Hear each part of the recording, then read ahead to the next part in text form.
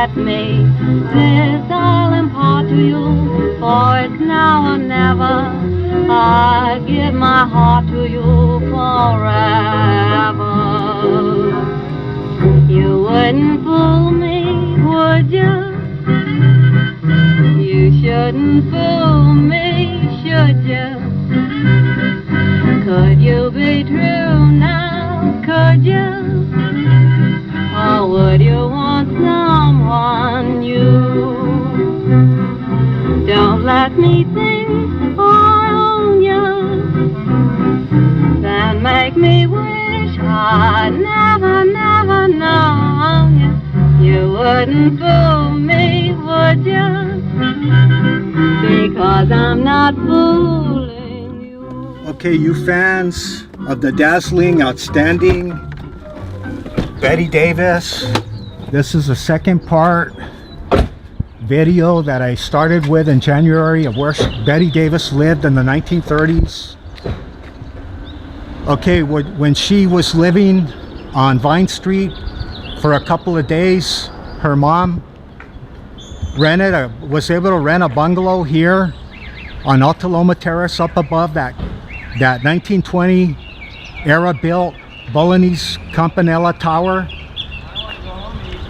She lived here at age 23 with her mother Ruthie and her sister Bobby. Now there's two discrepancies. She lived at 4435 in a certain directory I found, and then it said that she also may have lived at 6655 Alta Loma Terrace Drive up there where we're going to be going. And this is March 25th 2018. This is the second part, and it took me a couple of months to have the time to come back for you fans. We're in the Hollywood Heights neighborhood, right above Hollywood proper, and this was actually one of the first neighborhoods of early Hollywood. It was started in 1902. We're actually a little bit south of the Hollywood Bowl, and this is Hightower Drive for you fans. And there's a stairway to get up there for people that are interested in taking a little walking tour of old Hollywood. And if you've ever read the 1939 novel Day of the Locust by Nathaniel West, and you remember that character in the book, what is that key? Oh, I got it.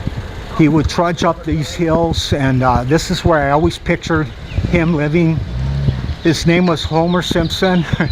I guess that's where they got that the name for the cartoon for the Simpsons. Well, here, this was the only way to get up there for the residents, the denizens that lived up there on Alta Loma Terrace Drive. Now, getting back to the discrepancy that I found of either 6655 or 4435, Bette said in her biography that I think she wrote the first one in the 1960s. She said she lived at 6655, and it was one of the most happiest times of her life. She was a young lady.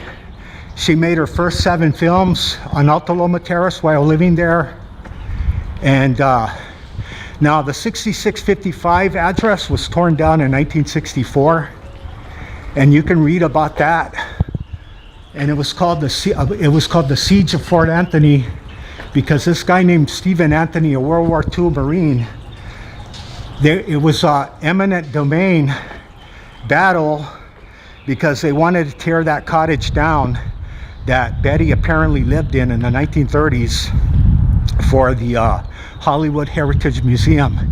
And apparently this Stephen Anthony, he held out there for 10 weeks until they were able to get him out and tear down the house. Now, in a lot of other sources, I'm going to say Bette may have forgotten by the 1960s where she exactly lived in 1931 when she was a young lady, 23 years old. So a lot of other sources, they may have gone to the old Warner Brothers archives and found out that the address was actually 4435. So I'm gonna go, hopefully it was 4435.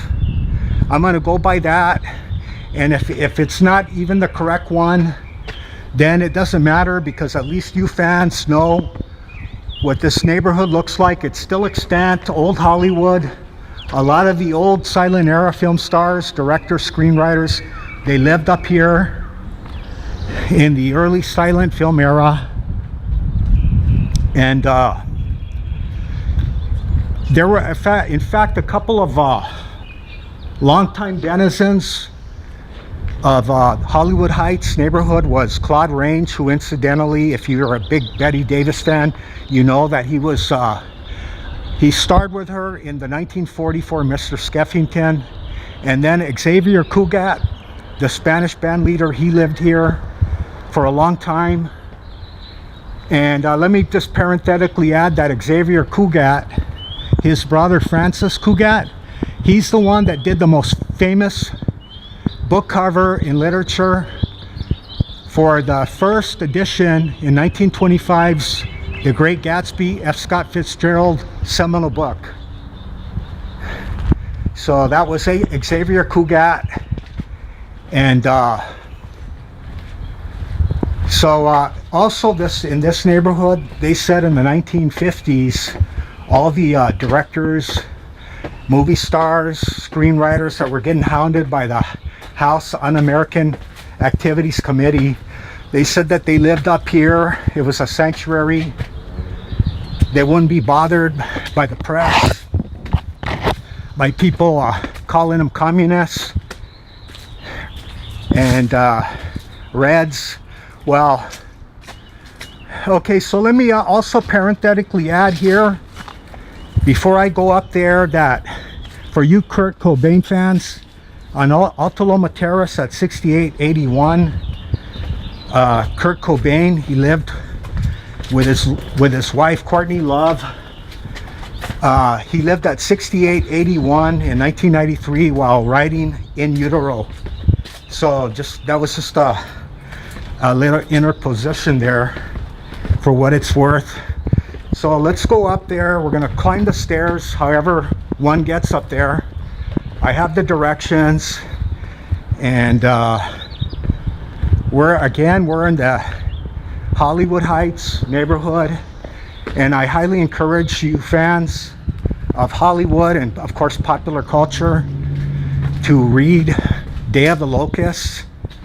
And like I said, I always remember that Homer Simpson, that character who was later played by Donald Sutherland in 1975's Day of the Locusts with Karen Black.